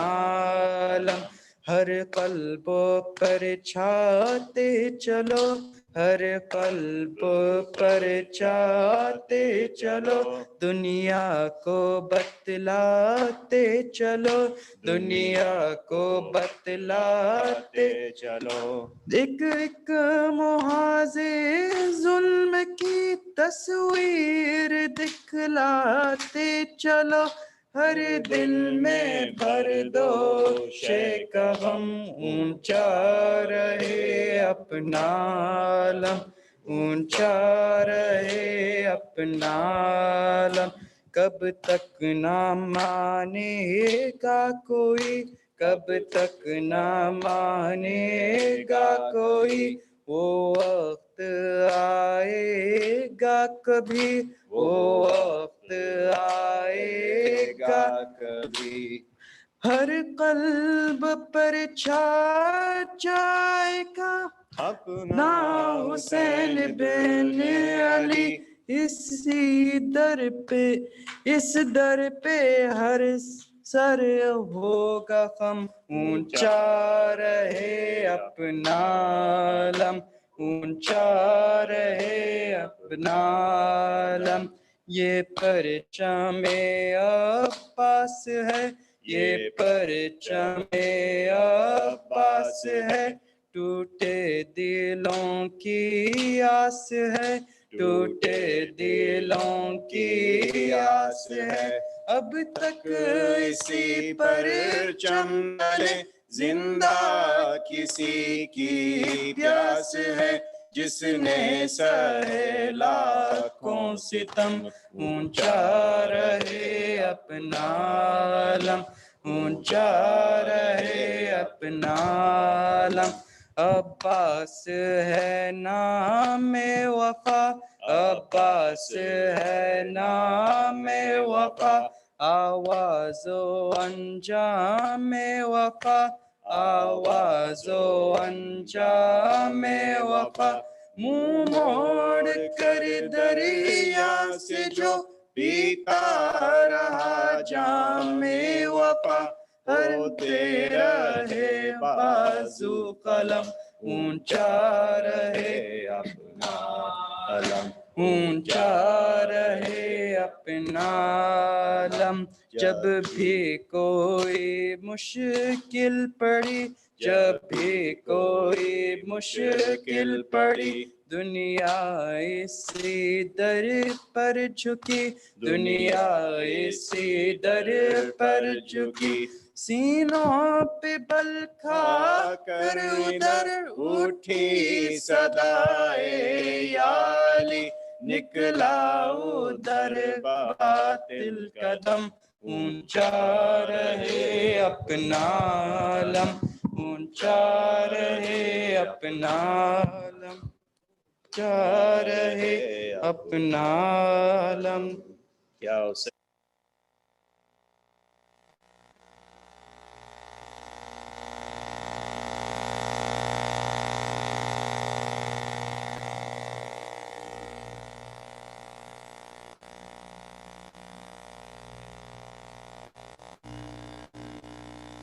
بلندتر صلوات.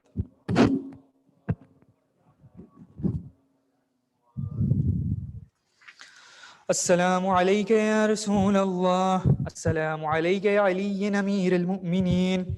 السلام عليك يا فاطمة سيدة نساء العالمين. السلام عليك يا حسن والحسين سيد شباب أهل الجنة. السلام عليك يا وارث آدم صفوة الله. السلام عليك يا وارث نوح النبي الله. السلام عليك يا وارث إبراهيم خليل الله. السلام عليك يا وارث موسى كليم الله. السلام عليك يا وارث عيسى روح الله. السلام عليك يا وارث محمد حبيب الله. السلام عليك يا وارث أمير المؤمنين ولي الله. السلام عليك يا ابن محمد المصطفى. السلام عليك يا ابن علي المرتضى. السلام عليك يا ابن فاطمة الزهراء. السلام عليك يا ابن خديجة الكبرى. السلام عليك يا ثار الله وابن ساره والوتر الموتور. أشهد أنك قد أقمت الصلاة وآتيت الزكاة وأمرت بالمعروف ونهيت عن المنكر وأطعت الله ورسوله حتى أتاك اليقين. فلعن الله أمة ظلمت ولعن الله أمة سمعت بذلك فرضيت به. يا مولاي يا أبا عبد الله أشهد أنك كنت نورا في الأسلاب الشامخة والأرحام المطهرة. لم تنجسك الجاهلية بأنجاسها ولم تلبسك من مدلهمات ثيابها. وأشهد أنك من دعائم الدين وأركان المؤمنين. وأشهد أنك الإمام البر التقي الرزي الزكي الهادي المهدي. وأشهد أن الأئمة من ولدك كلمة التقوى وعلام الهدى والعروة الوثقى والحجة على أهل الدنيا. وأشهد الله وملائكته والأنبياءه ورسوله أني بكم مؤمن وبإيابكم موقن بشرائع ديني وخواتيم عملي وقلبي لقلبكم سلم وأمري لأمركم متبع. صلوات الله عليكم وعلى أرواحكم وعلى أجسادكم وعلى أجسامكم وعلى شاهدكم وعلى غائبكم وعلى ظاهركم وعلى باطنكم. ذات حضرت علی اکبر. السلام عليك يا ابن رسول الله. السلام عليك يا ابن نبي الله. السلام عليك يا ابن أمير المؤمنين. السلام عليك يا ابن حسين الشهيد. السلام عليك أيها الشهيد وابن الشهيد. السلام عليك أيها المظلوم وابن المظلوم. لعن الله أمة قتلت ولعن الله أمة ظلمت ولعن الله أمة سمعت بذلك فرضيت به. ذات سائر الشهداء. السلام عليكم يا أولياء الله وأحباءه. السلام عليكم يا أصفياء الله وأوداءه. السلام عليكم يا أنصار دين الله. السلام عليكم يا أنصار رسول الله. السلام عليكم يا أنصار أمير المؤمنين. السلام عليكم يا أنصار فاطمة سيدة نساء العالمين. السلام عليكم يا أنصار أبي محمد الحسن بن علي الولي الزكي الناصح. السلام عليكم يا أنصار أبي عبد الله بأبي أنتم وأمي. طبتم وطابت الأرض التي فيها دفنتم وفزتم فوزا عظيما. فيا ليتني كنت معكم فأفوز معكم. السلام عليك يا أبا الفضل العباس ابن أمير المؤمنين. السلام عليك يا ابن سيد الوصيين. السلام عليك يا ابن أول قوم إسلاما وأقدمهم إيمانا وأقومهم بدين الله وأحوتهم على الإسلام. وأشهد لقد نصحت لله ولرسوله ولأخيك فنعم الأخ المواسي. فلعن الله أمة قتلت ولعن الله أمة ظلمت ولعن الله أمة استهلت منك المهارم وانتهكت حرمة الإسلام. فنعم الصابر المجاهد المهام الناصر والأخ الدافع عن أخي المجيب إلى طاعة ربي الراغب فيما زاد فيه غيره من الثواب الجزيل والثناء الجميل. والحقق الله بدرجة آبائك في جنات النعيم. اللهم إني تعرضت لزيارة أوليائك رغبة في ثوابك ورجاء لمغفرتك وجزيل إحسانك. فأسألك أن تصلي على محمد وآله الطاهرين وأن تجعل رزقي بهم دارا وعيشي بهم قارا وزيارتي بهم مقبولة وحياتي بهم طيبة وأدرجني إدراج المكرمين واجعلني ممن ينقلب من زيارة مشاهد أحبائك مفلحا منحجا قد استوجب غفران الذنوب وستر العيوب وكشف الكروب إنك أهل التقوى وآل المغفرة. السلام عليك يا علي بن الحسين زين العابدين. السلام عليك يا محمد بن علي الباقر العلم النبيين. السلام عليك جعفر بن محمد أيها الصادق. السلام عليك يا موسى بن جعفر أيها الكاظم. السلام عليك يا علي بن موسى أيها الرضا. السلام عليك يا محمد بن علي التقي الجواد. السلام عليك علي بن محمد الهادي النقي. السلام عليك يا حسن بن علي العسكري. السلام عليك يا حجة الله في أرضه. السلام عليك يا إمامنا وإمام الإنس والجان سيدي عجل الله تعالى فرجه وزهوره وجعلنا من أنصار وأعوان والتائبين تحت لوائك. اللهم صل على محمد وآل محمد وعجل فرجهم. اللهم كن لوليك الحجة ابن الحسن صلواتك عليه وعلى آبائه في هذه الساعة وفي كل ساعة وليا وحافظا وقائدا وناصرا ودليلا وعينا حتى تسكنه أرضك توعا وتمتعه فيها طويلا برحمتك يا أرحم الراحمين. اللهم صل على محمد وآل محمد وعجل فرجهم.